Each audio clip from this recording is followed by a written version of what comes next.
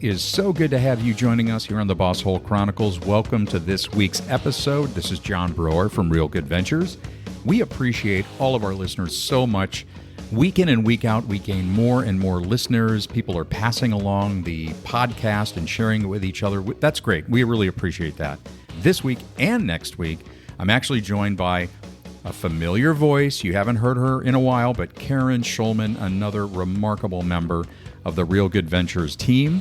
And we're going to be talking about diagnosing poor performance this week and next week. So this is a two-part episode. Part one today, we're going to talk about the manager and how do we help managers with leading indicators. How do we help them be more effective in elevating performance? And Karen is going to share with us three really key points that you will find useful and practical and that managers can begin to use right now. Then next week, we're going to shift and talk about our employees, our direct reports, our individual contributors. But let's start off with the manager, and welcome back, Karen. The Boss Hole Chronicles are brought to you by Real Good Ventures, a talent optimization firm helping organizations diagnose their most critical people and execution issues with world-class analytics. Make sure to check out all the resources in the show notes and be sure to follow us and share your feedback. Enjoy today's episode. Well, Karen Shulman, how are you doing? Welcome back to the podcast. Good to see you. Great. I'm doing great, John, and it's great to see you too, as always. Well, I'm glad to be back. It is good to have you back in. And of course, I have the pleasure of seeing Karen almost every week as a member of the Real Good Ventures team. But since Karen was last on the podcast, you and I have both had some big changes. We moved pretty significantly to new parts of the country, right?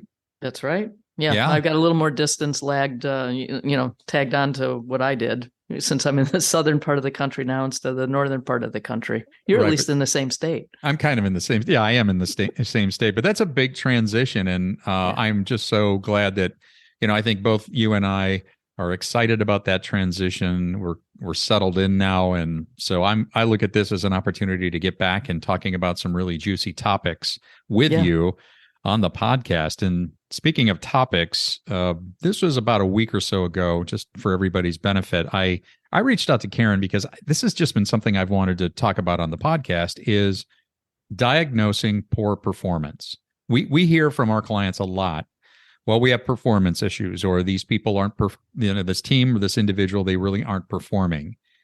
And all too often, I think we're looking at it in too basic of a way, meaning we use performance, which is a lagging indicator. So whether it's sales or profitability or quality control or whatever your metrics are that designate performance, those are lagging indicators, and we're seeing them after the fact.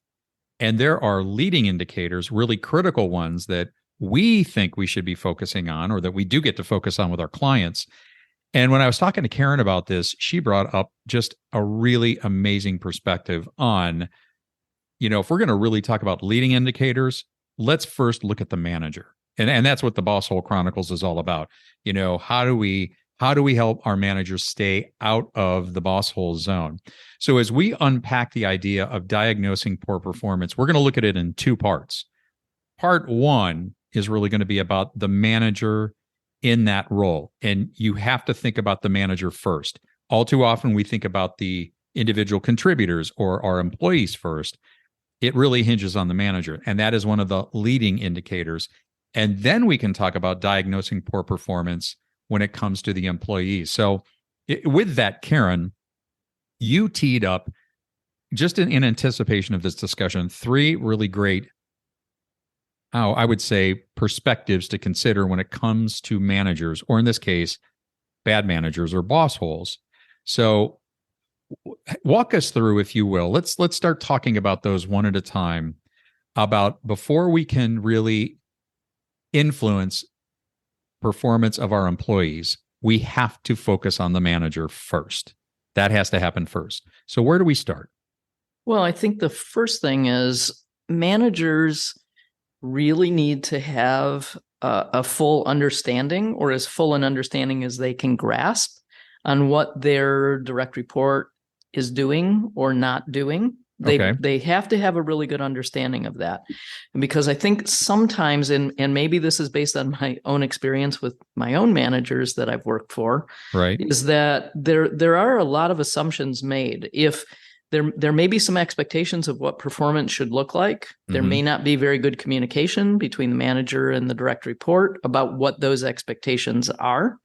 And as a result, the manager oftentimes will make assumptions about things not being done when in fact they are, or may make assumptions about other things that need to be done that maybe in fact they don't.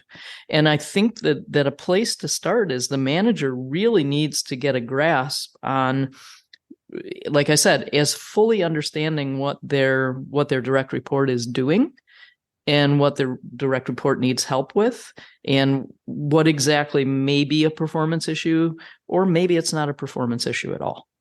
So this doesn't necessarily mean that the manager has to be an expert in any specific area where the employees or the direct reports are working. They just have to be aware. They have to have a good understanding of what's happening and not, as you said, not making assumptions and jumping to conclusions. Right. I think that's true. And I think in my experience, I've seen managers kind of shoot from the hip and just make statements that the performance is bad and here's why. And they're totally baseless and they're totally incorrect. And maybe that's because there's a lot of pressure on them because people above them are seeing things that aren't getting completed in the way that's desired. Whatever the reason, I oftentimes think that managers just go after a problem based on assumptions and not on reality. Oh, that makes total sense. You make me think about a number of our episodes where we've talked about this of we are well past the days of managing by observation and needing to manage by outcome because of our remote, more of a hybrid or remote or virtual workforce. And what's interesting about that is managing by outcome, we can oftentimes jump to conclusions. I mean, we can come to wild assumptions, to your point, about what may or may not be happening. If I can't see you working, you must not be working. And that requires just a totally different mindset. Like when we talk about reinventing the manager, we think it takes a different mindset and a different kind of manager to understand managing by outcome is very different than managing by observation, because you could be given to wild assumptions if you didn't have a good handle on what people were doing or what they were expected to do, right? Right. And especially in this day and age when we have, a lot of the workforce is working remotely, for a manager to be able to see everything that's going on is nearly impossible. Right. Okay, good. So knowing, the manager having knowledge of what is required, what's necessary, not necessarily being an expert, because again, that's not why you're being put into that management role. Your role as a manager is to develop other people, but not jumping to those conclusions or wild assumptions. Okay. Yeah. And I just think that requires more communication between the manager and the direct report to really get a handle on what truly is going on. Okay. All right. So what's the next element when it comes to going upstream, that leading indicator of helping our managers really be dialed in? Yeah, I think this is one of my favorites, probably because I've told some of the people I've worked for before that they're creating this problem. They have created this problem for me. Okay. And I think that in my mind, a key manager responsibility is that they have to both understand and remove whatever barriers there are that might be impeding the performance of their direct report. And to be honest, sometimes I think managers have to also understand that they might be the barrier. Oh, that's a good point. Yeah. I have seen it time and time again. And, I can give you an example in my own work life of a scheduling problem with a manager that I had who kept promising he was going to get me more help. And we were going to have more people working on certain shifts with me. And that was just blank talk. It just never happened. And it resulted in me blowing up at another manager because I was overburdened and overworked. And then my supervisor came out to talk to me and yelled at me basically because I shouldn't talk to a manager that way. And I said, "You're the problem, buddy." I said, "I've asked you for 3 months now to get me more people on this particular shift. You haven't done it. Mm-hmm. And I'm overworked and I can't do the work. And I said, one of your biggest responsibilities as my supervisor is to remove the barrier, and you are the barrier." Yeah. That whole altercation occurred because of you. And I walked away because I was afraid of what else would come out of my mouth. That was smart. Smart idea. Well, and how many managers and supervisors actually just pause for a moment to even think, wow, maybe I'm the problem. And that takes some real humility and really getting over yourself and saying, gosh, I could be the issue. But there is a great way to address that or clarify it. And you've heard our listeners, you've all heard us talk about this time and time again. We reference the episode from Jason Lauritsen about the check-in method, about the regular check-ins with your direct reports and how critical that is. And 2 questions that every manager should be asking their direct reports are, 1, what are the things that I'm doing that are helping you the most? And what are the things that I'm doing that are holding you back?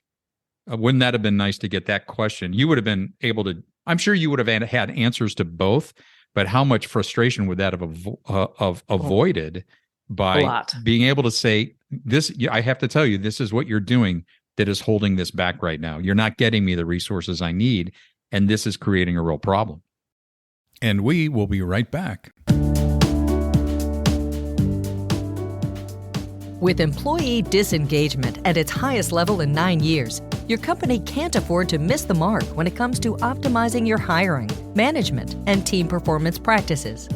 At its lowest level, employee turnover costs you $11,000 per person, and those are dollars you can easily save with the right set of people analytics. Real Good Ventures is a talent optimization consultancy specializing in world-class analytics specific to your people and the critical role they play within your organization. Gain confidence in your hiring practices, keep the boss holes from driving your talent away, design your teams for flawless execution, and create a culture that offers meaning and fulfillment. Real Good Ventures has a family of validated diagnostic tools specific to the human aspect of business, because we know that all business issues are people issues. Visit us today at www.realgoodventures.com and bring meaning and fulfillment back into your workplace. Okay, let's get back to the program. And there are barriers in every aspect of our jobs. Maybe it's not the manager themselves, but maybe the manager has to open some doors or work with some other departments or other areas of the organization that are causing some issues. And if the manager's not doing that, then technically the manager is also a barrier. I had an interesting conversation with a manager about this very thing. It was earlier this year, and he was complaining that his folks were getting, there were issues, interdepartmental issues that were just occurring, and work was not getting done as it should. And I said, well, what have you done about that? And he said, well, there's not much I can do. And I said, really? I said, because you should be on the front line.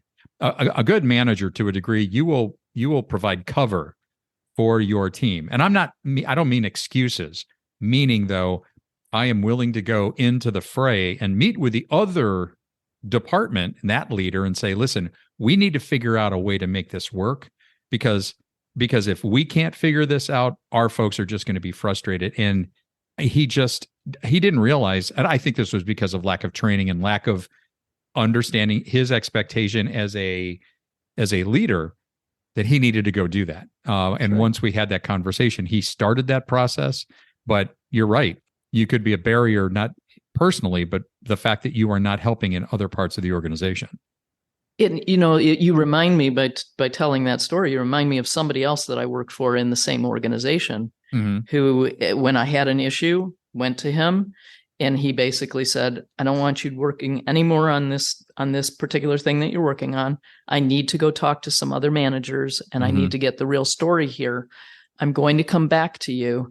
And I do want you to understand something. You work for me and I have your back, and I will always have your back.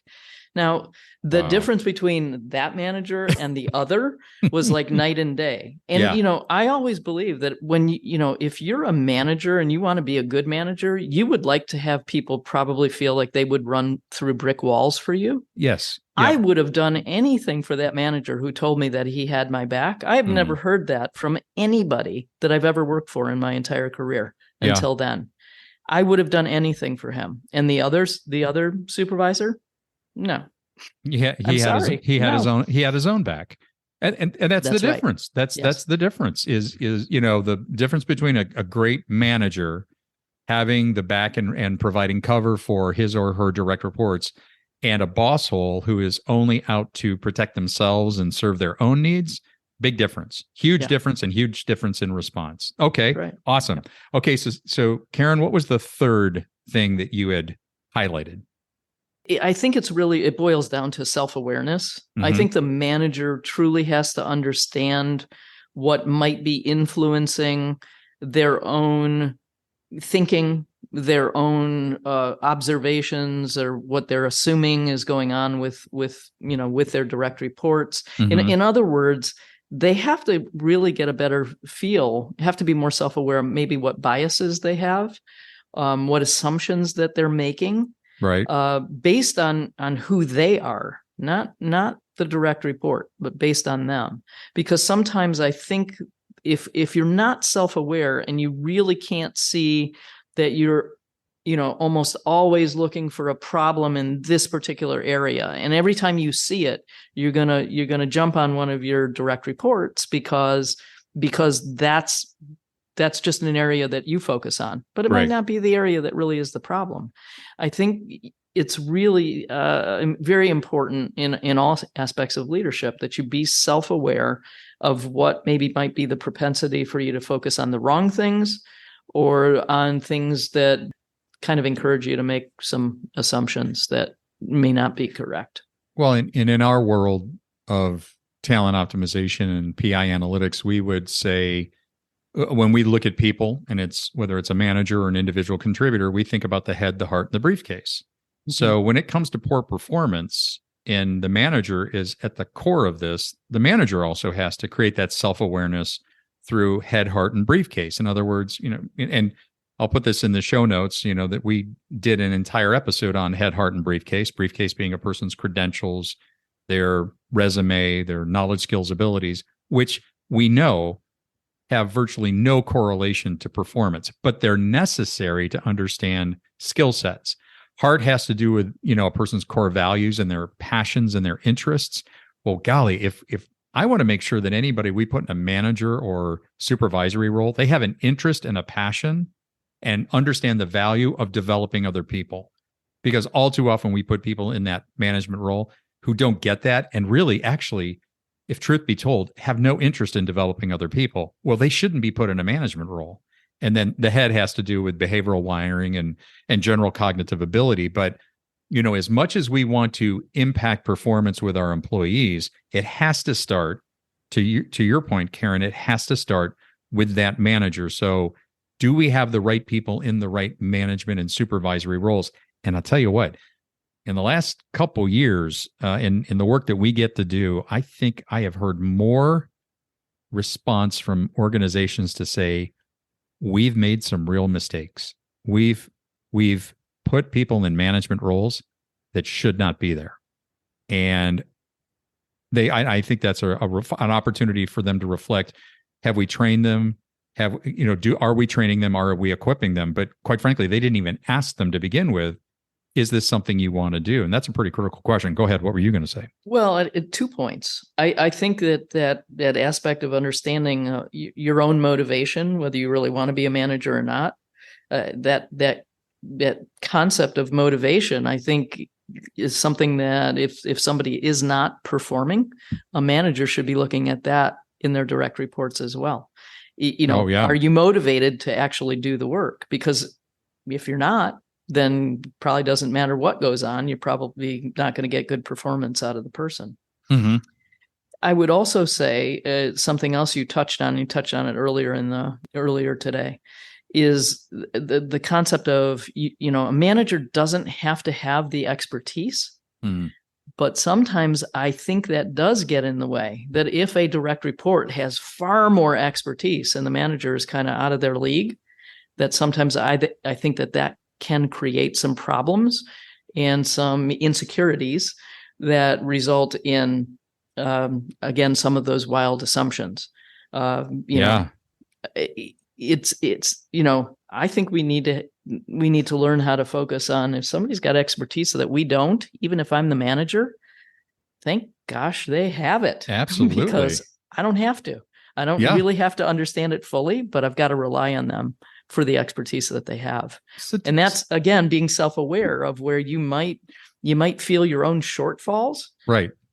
And then that may transfer onto you assuming that other people have shortfalls when in fact they don't. Right. And it's, I think there's a maturity aspect to it. I think there's a humility aspect. I mean, if your ego is such, and we all have egos, we do, everybody.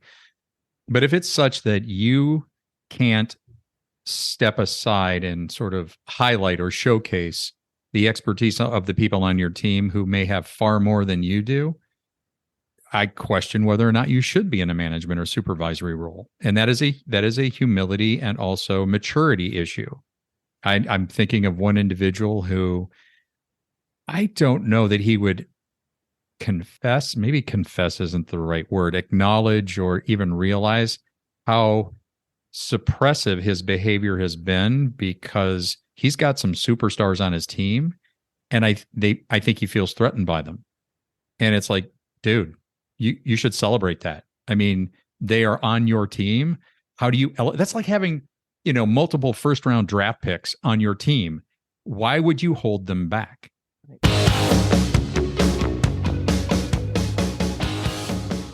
How about that for an amazing part 1 of a 2-part series? Thank you, Karen, for your insights. And everybody, just make sure you're tuning in next week when we will address the performance issues relative to our individual contributors, our team members, our employees. And again, dig into the leading indicators that we have to take into consideration in order to ensure we are elevating and optimizing performance across the organization. So tune in for part 2 next Tuesday. We'll see you then.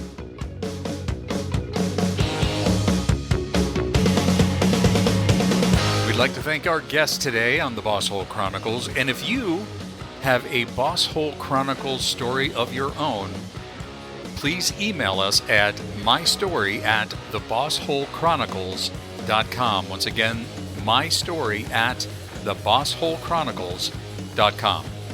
We'll see you again soon.